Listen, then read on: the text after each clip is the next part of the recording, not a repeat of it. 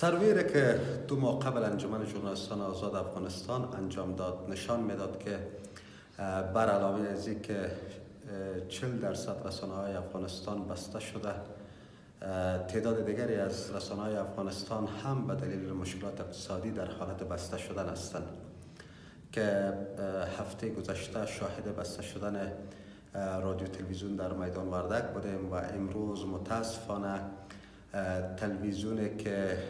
حدود 2 دهه برای مردم افغانستان نشرات داشت، تلویزیون آینه نشراتش بند شد که این نشان دهنده فاجعه است که ما از قبل ایره با نهادهای جهانی شریک ساختیم. هرگاه نهادهای جهانی به مشکلات مالی رسانه هایی که در حالت سقوط هستند توجه نکنند، متاسفانه ما به تدریج شاهد بسته شدن تعدادی از رسانه ها در ولایات و مرکز خواهیم بود